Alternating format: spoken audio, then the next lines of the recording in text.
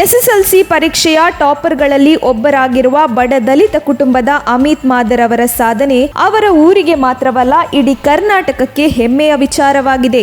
ಹುಬ್ಬಳ್ಳಿ ವಿಜಯಪುರ ರಸ್ತೆಯಿಂದ ವಿಜಯಪುರ ನಗರದ ದಕ್ಷಿಣಕ್ಕೆ 10 ಕಿಲೋಮೀಟರ್ ದೂರದಲ್ಲಿರುವ ಜುಮನಾಳ್ ಗ್ರಾಮದ ಅಮಿತ್ ಬಡ ಕೃಷಿ ಕುಟುಂಬದವರಾಗಿದ್ದಾರೆ. ಸಣ್ಣ ವಯಸ್ಸಿನಲ್ಲಿಯೇ ತನ್ನ ತಂದೆಯನ್ನು ಕಳೆದುಕೊಂಡ ಅಮಿತ್ಗೆ ಅವರ ತಾಯಿಯೇ ಶಕ್ತಿಯಾಗಿದ್ದರು. ಅಮಿತ್ ಅವರ ತಾಯಿ ಕೃಷಿ ಕೂಲಿ, ದೈನಂದಿನ ಕೂಲಿ ಕೆಲಸಗಳನ್ನು ನಿರ್ವಹಿಸುತ್ತಾ ತನ್ನ 3 ಮಕ್ಕಳಿಗೂ ಉತ್ತಮವಾದ ವಿದ್ಯಾಭ್ಯಾಸವನ್ನು ನೀಡಲು ಕಠಿಣ ಪರಿಶ್ರಮ ವಹಿಸಿದರು. ಎಂದು ತಾಯಿಯ ಪರಿಶ್ರಮವನ್ನು ಅಮಿತ್ ವ್ಯರ್ಥವಾಗಲು ಬಿಡಲಿಲ್ಲ. 3 ಮಕ್ಕಳಲ್ಲಿ ಅಮಿತ್ ಕಿರಿಯ. ಅವರ ಸಹೋದರಿ ಪದವಿ ಕೋರ್ಸ್ ಅಂತಿಮ ವರ್ಷದಲ್ಲಿ ವ್ಯಾಸಂಗ ಮಾಡುತ್ತಿದ್ದಾರೆ. ಅವರ ಸಹೋದರ ಪದವಿ ಕೋರ್ಸ್ 2ನೇ ವರ್ಷದಲ್ಲಿ ಓದುತ್ತಿದ್ದಾರೆ ಮತ್ತು ಪುಸ್ತಕದ ಅಂಗಡಿಯಲ್ಲಿ ಕೆಲಸ ಮಾಡುತ್ತಿದ್ದಾರೆ.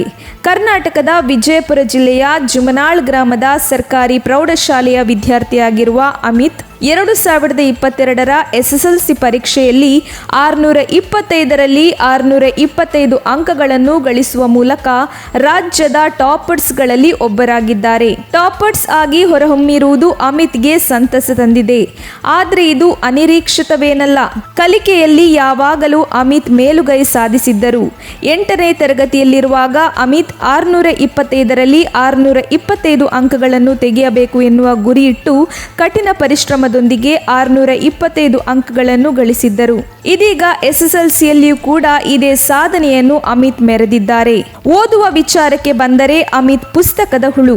ಸಣ್ಣ ವಯಸ್ಸಿನಲ್ಲಿಯೇ ಕುಟುಂಬದ ಕಷ್ಟಗಳನ್ನು ನೋಡಿ ಬೆಳೆದ ಅಮಿತ್ಗೆ ನಾನು ಚೆನ್ನಾಗಿ ಓದಿ ಉತ್ತಮ ಅಂಕ ಗಳಿಸಿ ಉತ್ತಮ ಉದ್ಯೋಗವನ್ನು ಪಡೆದು ತನ್ನ ಕುಟುಂಬವನ್ನು ಬಡತನದಿಂದ ಹೊರತರಬೇಕು ಎನ್ನುವ ಆಸೆ ಇತ್ತು.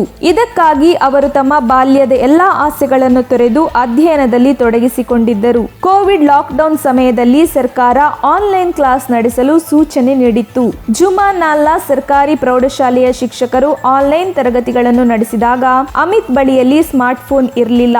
ಈ ಸಂದರ್ಭದಲ್ಲಿ ಅವರು ತಮ್ಮ ಸ್ನೇಹಿತರು ಹಾಗೂ ಸಂಬಂಧಿಕರ ಫೋನ್ಗಳನ್ನು ಪಡೆದುಕೊಂಡು ಆನ್ಲೈನ್ ತರಗತಿಗಳಿಗೆ ಹಾಜರಾಗುತ್ತಿದ್ದರು. ಈ ಬಗ್ಗೆ ದಿ ಹಿಂದೂ ಪತ್ರಿಕೆಯ ಜೊತೆಗೆ ಮಾತನಾಡಿದ ಅಮಿತ್, ನಾನು ದಿನಕ್ಕೆ 6ರಿಂದ 8 ಗಂಟೆಗಳ ಕಾಲ ಓದುತ್ತಿದ್ದೆ. ನನ್ನ ಮನಸ್ಸನ್ನು ಚಂಚಲವಾಗಲು ನಾನು ಬಿಡಲಿಲ್ಲ. ನನ್ನ ಗುರಿ 100% ಅಂಕಗಳನ್ನು ಗಳಿಸುವುದಾಗಿತ್ತು. ಇದೀಗ ನಾನು ಅದನ್ನು ಸಾಧಿಸಿದ್ದೇನೆ ಎಂದು ಸಂತಸ ವ್ಯಕ್ತಪಡಿಸಿದ್ದಾರಲ್ಲದೆ, ನನ್ನ ಈ ಸಾಧನೆಗೆ ನಮ್ಮ ಶಾಲೆಯ ಶಿಕ್ಷಕರು ನನಗೆ ಸಹಾಯ ಮಾಡಿದರು ಎಂದು ಅಮಿತ್ ತಿಳಿಸಿದರು. ಸರ್ ತುಂಬಾ ಖುಷಿ ಆಗ್ತಿದೆ ಸರ್. ಇಡೀ ಸ್ಟೇಟ್ಗೆ ಫಸ್ಟ್ ರ್ಯಾಂಕ್ ಬಂದಿರೋದು ತುಂಬಾ ಖುಷಿ ಆಗ್ತಿದೆ. ಸ್ಟಡಿ ಮಾಡಿದ್ದೆ, ಅದ್ರ ತಕ್ಕಂತೆ ರಿಸಲ್ಟ್ ಬಂದಿದೆ. ಈಗ ತುಂಬಾ ಖುಷಿ ಆಗ್ತಿದೆ ಸರ್. ಈಗ